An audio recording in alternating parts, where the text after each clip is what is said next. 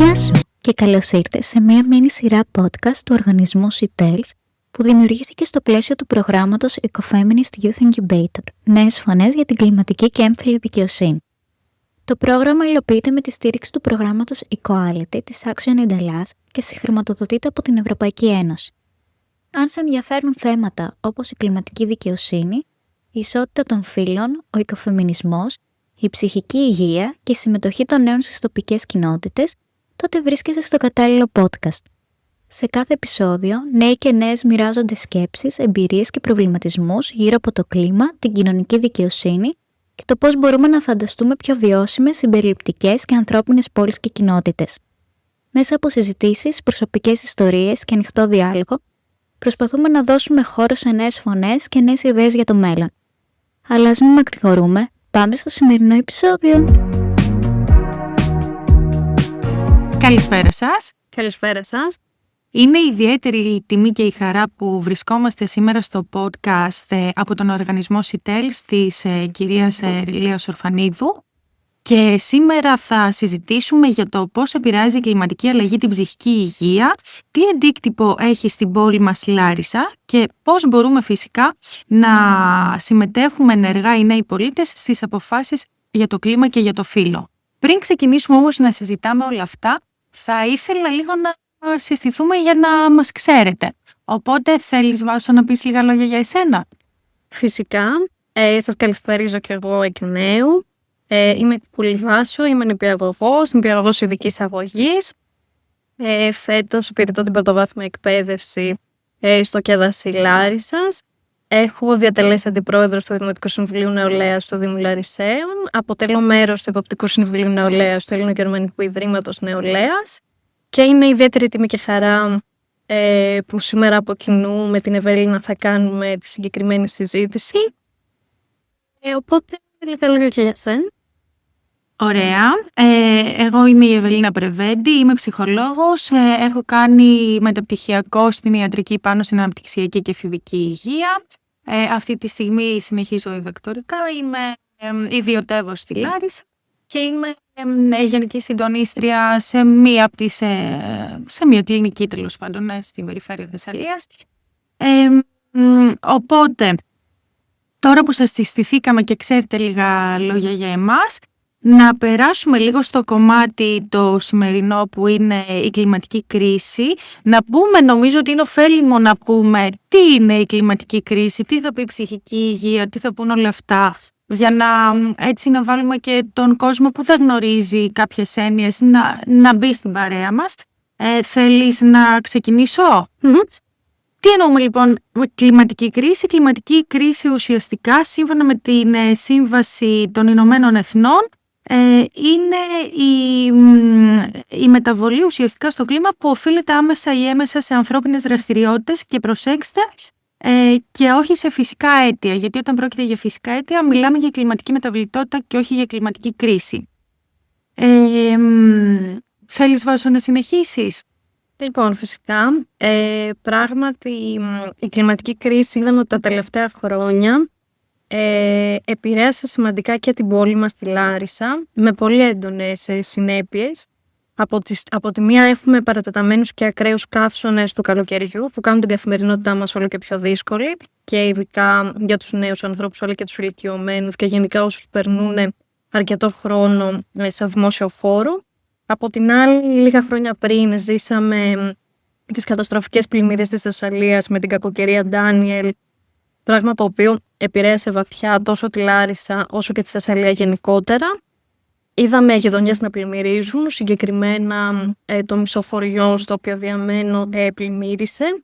Ανθρώπους να χάνουν σπίτια, περιουσίες ουσιαστικά να χάνονται τελείως και μια αίσθηση ανασφάλειας μέσα στην ίδια μας την πόλη. Σίγουρα οι πλημμύρες έδειξαν ότι η κλιματική κρίση δεν είναι κάτι μακρινό, ούτε κάτι θεωρητικό. Είναι κάτι το οποίο επηρεάζει την καθημερινότητά μας, την ασφάλεια, καθώς και την ποιότητα ζωής μας. Και την ψυχική μας υγεία. Ακριβώς. Τώρα σε αυτό το κομμάτι σίγουρα θα ήθελα να μας πεις πώς επηρεάζουν όλα αυτά τα φαινόμενα την ψυχική υγεία και τι αντίκτυπο αφήνουν μετά το πέρας της καταστροφής. Καταρχάς, τι εννοούμε όταν λέμε ψυχική υγεία? Ουσιαστικά είναι η κατάσταση της συναισθηματικής ευεξίας κατά την οποία το άτομο έχει τη δυνατότητα να ζει και να εργάζεται με άνεση μέσα στην κοινότητα στην οποία ζει. Τώρα, όσον αφορά τις επιπτώσεις, είναι και άμεσες αλλά είναι και έμεσες. Στις άμεσες, οι άμεσες σχετίζονται έτσι με τις προσωπικές εμπειρίες των ατόμων που έχουν βιώσει ένα ακραίο καιρικό συμβάν, όπως ας πούμε ήταν οι πλημμύρες στη Θεσσαλία. Και βέβαια αυτές οι εμπειρίες ενσωματώνονται μετά στην κοινότητα και γίνεται ένα ομαδικό συλλογικό βίωμα. Και στις έμεσες επιπτώσεις είναι οι χρόνιες επιδράσεις που μπορεί να έχει μία καταστροφή. Παραδείγματος χάρη στο σεισμό μπορεί να αναπτύχθηκε και έτσι έντονα το αίσθημα ότι αυτό θα ξανασυμβεί και αφού θα ξανασυμβεί πρέπει να έχω τις κεραίες μου ανοιχτές προκειμένου να προφυλάσσομαι. Οπότε οι κοινότητες και οι πόλεις και οι περιφέρειες όπου βιώνουν τέτοια φαινόμενα που η Θεσσαλία επλήγησε τραγικά τα τελευταία χρόνια έχουν συνεχώς αυτή την εγρήγορση στην καθημερινότητά τους, όπου την ψυχική υγεία φυσικά την επιβαρύνει αυτή η εγρήγορση. Από την πλευρά μας και ιδιαίτερα τα 2 τελευταία χρόνια στα οποία διατέλεσα αντιπρόεδρος του Δημοτικού Συμβουλίου Νεολαίας του Δήμου Λαρισαίων, προσπαθούσαμε να δώσουμε χώρο σε ζητήματα που συχνά δεν ακούγονται αρκετά στο δημόσιο βίο. Για παράδειγμα, για πρώτη φορά συστήσαμε μια ξεχωριστή Επιτροπή Ψυχικής Υγείας, η οποία είχε την τιμή να συμμετέχει σε φεστιβάλ ψυχικής υγείας, να οργανώσει δράσεις ευαισθητοποίησης, γιατί θεωρήσαμε πως η ψυχική υγεία των νέων δεν είναι δευτερεύον, αλλά βασικό κομμάτι για την ποιότητα ζωής και της κοινωνικής συμμετοχής των ανθρώπων. Ακόμη, θεωρώ πως οι νέοι πρέπει να συνεχίσουν να συμμετέχουν και να λαμβάνουν αποφάσεις που τους αφορούν άμεσα όσον αφορά το περιβάλλον, την πόλη τους, την κοινωνία, καθώς επηρεάζουν τη δική μας γενιά, τη γενιά στην οποία ζούμε, δραστηριοποιούμαστε και ουσιαστικά θα έχει αντίκτυπο και για το μέλλον μας. Όμως, να πούμε εδώ, συγγνώμη που σε διακόπτω Βάσο, ότι για να ασχοληθεί ο νέος άνθρωπος πρέπει να ξέρει κάποια βασικά πράγματα και πρέπει όλο αυτό να του το περάσουμε και να του δώσουμε κίνητρα. Υπάρχουν στη βιβλιογραφία έννοιες, ας πούμε, που είμαι σίγουρη ότι οι περισσότεροι άνθρωποι δεν ξέρουμε. Και όχι επειδή λόγω αμάθειας ή μη μάθειας, αλλά γιατί πραγματικά δεν ασχολούμαστε σε βάθος με το κομμάτι της κλιματικής κρίσης, αλλά πολύ επιφανειακά. Τι θέλω να πω? Γνωρίζουμε όρους όπως είναι η σολοσταλγία, γνωρίζουμε όρους όπως είναι το οικολογικό άγχος. Και όλα αυτά πώς επηρεάζουν τελικά την επαφή μας με την κοινότητα και την κρίση? Σίγουρα οι κρίσεις, είτε είναι περιβαλλοντικές είτε είναι κοινωνικές, θεωρώ ότι δεν επηρεάζουν όλους με τον ίδιο τρόπο. Κάποιες ομάδες είναι πιο ευάλωτες λόγω κοινωνικών ή οικονομικών ανισοτήτων. Παραδείγματος χάρη γυναίκες, νέοι, άτομα με λιγότερους οικονομικούς χώρους, περιορισμένη πρόσβαση σε υποστήριξη, επηρεάζονται συχνά δυσανάλογα. Γι' αυτό όταν μιλάμε για κλιματική κρίση πρέπει να μιλάμε και για κοινωνική δικαιοσύνη. Να πούμε ποιοι είναι οι ευάλωτοι πληθυσμοί. Ας πούμε, είναι οι πληθυσμοί σε χώρες χαμηλού και μεσαίου εισοδήματος. Είναι τα άτομα με κάποια ψυχική ασθένεια. Είναι οι μετανάστες και οι πρόσφυγες. Είναι άτομα με κινητική αναπηρία. Ο αγροτικός πληθυσμός επίσης. Οι ηλικιωμένοι. Και μέσα σε όλο αυτό είναι και τα παιδιά και οι νέοι. Προφανώς. Ήθελες να προσθέσεις κάτι άλλο? Και να πούμε ότι είναι εντυπωσιακό γιατί η βιβλιογραφία δείχνει ότι εμφανίζονται περισσότερα υψηλότερα ποσοστά κλιματικού άγχους στις γυναίκες. Αυτό μπορούμε να σκεφτούμε γιατί συμβαίνει. Σίγουρα γιατί ο ρόλος της γυναίκας από μόνος του είναι πολυδιάστατος και καθημερινά καλείται να ανταπεξέλθει σε ένα ευρύ φάσμα υποχρεώσεων και απαιτήσεων, αν μπορούμε να το πούμε, της κοινωνίας. Ουσιαστικά ο πολύπλευρος ρόλος των γυναικών αναφορικά με τα παιδιά τους, ηλικιωμένους και την κοινότητα φέρνει ως συνέπεια να σκέφτονται περισσότερο τις μελλοντικές συνέπειες των κρίσεων. Αυτό που θα ήθελα περισσότερο να συμπληρώσω είναι ότι αυτό που οφείλει μία πόλη να κάνει για να μπορέσει να προσφέρει και να προστατέψει το καλύτερο που θα μπορούσε για τους πολίτες και για τις γυναίκες και για τους νέους και για τους ηλικιωμένους που διαβιούν μέσα σε αυτήν, είναι να δημιουργήσει μια ανθεκτική πόλη. Μια ανθεκτική πόλη που θα μπορεί να ανταποκριθεί σε κρίσεις, είτε είναι περιβαλλοντικές είτε είναι κοινωνικές. Μια πόλη οφείλει να προστατεύει τους κατοίκους, να μειώνει ανισότητες, να δημιουργεί ασφαλείς και βιώσιμους χώρους για όλους. Και εδώ νομίζω είναι πολύ κομβικό το σημείο πως οι νέοι είναι απαραίτητοι. Οι νέοι ζουν διαφορετικά την πόλη, χρησιμοποιούν διαφορετικά τους δημόσιους χώρους, έχουν μια πιο άμεση εικόνα των αναγκών της καθημερινότητας. Δεν ξέρω πόσο ακούγεται αυτό. Συμφωνώ απόλυτα και όντως αυτή τη στιγμή χρειάζεται να στηριχτούμε στους νέους. Νομίζω ότι και η Δημοτική Αρχή αλλά και η Περιφέρεια αυτό το έχει εμπεδώσει και προσπαθεί να δώσει κίνητρα στο βαθμό βέβαια που ξέρετε, γιατί όλο αυτό νομίζω ότι για τις μεγαλύτερες γενιές είναι κάτι πρωτόγνωρο, οπότε και αυτοί προσπαθούν να εξοικειωθούν. Και αφού έτσι μιλάμε για όλα αυτά, γιατί πριν αναφέραμε όρους που μπορεί να μην είναι γνωστοί, θα ήθελα να θέσουμε ένα πλαίσιο, να πούμε τι σημαίνουν κάποιοι όροι και γιατί επηρεάζουν πάρα πολύ τη ζωή μας. Ας πούμε Βάσο, εγώ δεν ήξερα τον όρο σολοσταλγία πριν έρθει μια νέα κοπέλα στο μεταπτυχιακό και μας μιλήσει για την κλιματική κρίση, όπου είμαι σίγουρη ότι η πλειοψηφία δεν ξέρει αυτό τον όρο και είναι πολύ σημαντικός γιατί έχει να κάνει με την νοσταλγία που έχεις όταν είσαι ακόμα στο σπίτι σου αλλά δεν το βιώνεις έτσι. Τι θέλω να πω, ότι έχει συμβεί μια πυρκαγιά και έχει καεί το μισό μου οικόπεδο. Συνεχίζω να μένω σπίτι μου, αλλά δεν είναι το ίδιο σπίτι, γιατί δεν πάβει να έχει καεί το μισό μου οικόπεδο. Οπότε με πιάνει νοσταλγία γιατί ξέρω ότι δεν θα επανέλθει ίσως και ποτέ αυτό που εγώ γνώρισα και αυτό που βίωσα ως παιδί στον τόπο που μεγάλωσα. Και αυτό πραγματικά έχει πολύ μεγάλο αντίκτυπο στην ψυχική μας υγεία. Ή ας πούμε το οικολογικό άγχος. Μιλάμε γι' αυτό χωρίς να ξέρουμε τι ακριβώς περιγράφει.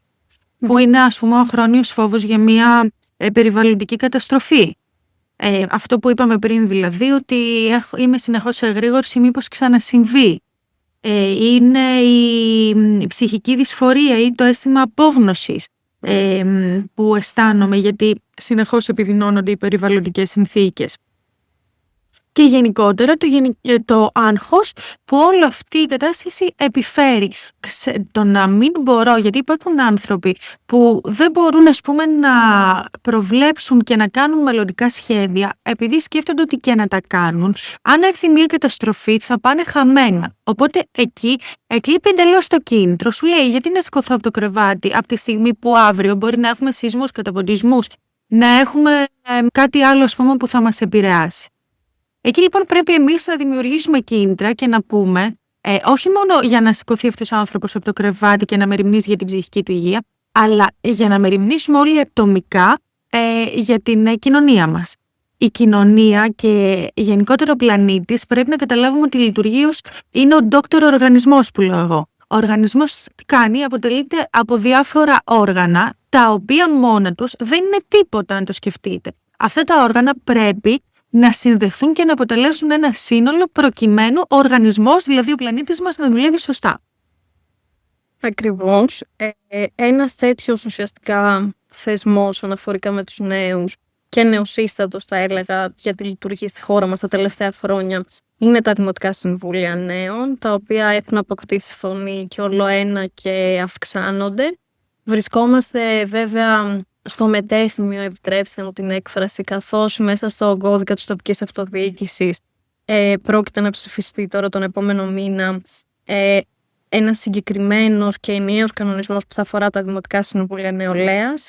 Ωστόσο σήμερα εδώ είμαστε για να τονίσουμε νομίζω περισσότερο το πώς οι νέοι μπορούν να συμβάλλουν στο να λαμβάνουν αποφάσεις καταρρίπτοντας το μύθο ότι οι αποφάσεις λαμβάνονται για αυτούς χωρίς αυτούς.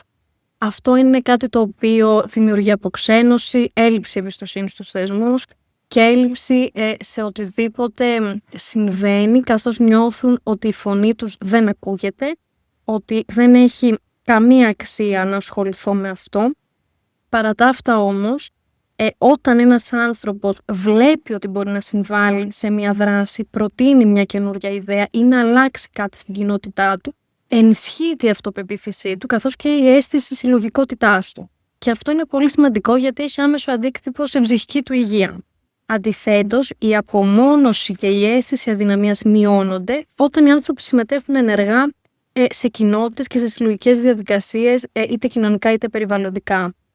Νομίζω ότι η απάντηση στην κλιματική κρίση δεν είναι μόνο τεχνική ή περιβαλλοντική, είναι και βαθιά κοινωνική.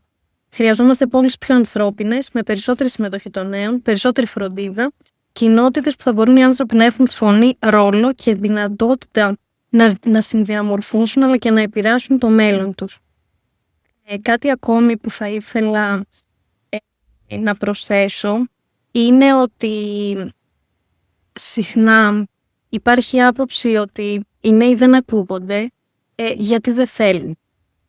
Πιστεύω πως οι νέοι σήμερα δεν είναι ότι δεν θέλουν απλώς να εκφράζουν μια άποψη συμβολικά. Θέλουν να συμμετέχουν ουσιαστικά, να συνδιαμορφώσουν πολιτικές και δράσεις που επηρεάζουν τη ζωή τους. Αυτό δείχνει μια μετάβαση από τη συμβολική συμμετοχή στην πραγματική δημοκρατική συμμετοχή. Είναι αυτό που λέμε στην εφηβική ιατρική youth to youth, ότι μιλάω για εσάς με εσάς. Και αυτό πρέπει να καθιερωθεί, να εγκαθιδρυθεί και να πάει έτσι. Αν δεν πάει με αυτόν τον τρόπο, δηλαδή με κοινούς στόχους και συμμετοχικά όλοι μαζί, νομίζω ότι ό,τι και να λέμε είναι απλώς τη λόγια του αέρα, με συγχωρείτε για την έκφραση, που δεν μας εξελίσσουν και δεν προάγουν τελικά αυτό που θέλουμε. Και οι συνέπειες θα έρθουν. Οι συνέπειες ήδη έρχονται. Ακριβώς. Κάτι το οποίο νομίζω αξίζει να αναφέρουμε στο συγκεκριμένο podcast και στη συγκεκριμένη συζήτηση είναι ότι η γενιά μας πρόκειται για μια γενιά η οποία έχει μεγαλώσει σε αλλεπάλληλες κρίσεις, οικονομική κρίση, πανδημία, κλιματική κρίση, κοινωνική αβεβαιότητα. Και αυτό επηρεάζει βαθιά το πώς βλέπουμε το μέλλον και κάνει πιο σημαντική ακόμη τη δημιουργία φόρων συμμετοχής και χώρου στην κοινότητα. Δεν είναι τυχαίο και δεν ξέρω ακριβώς πώς θα ακουστεί, αλλά εγώ πραγματικά το έχω έτσι στο μυαλό μου μέσα από διάφορα projects τα οποία έχω συμμετέχει. Θεωρούμε ότι πολύ μεγάλα ζητήματα λύνονται μόνο σε εθνικό ή παγκόσμιο επίπεδο.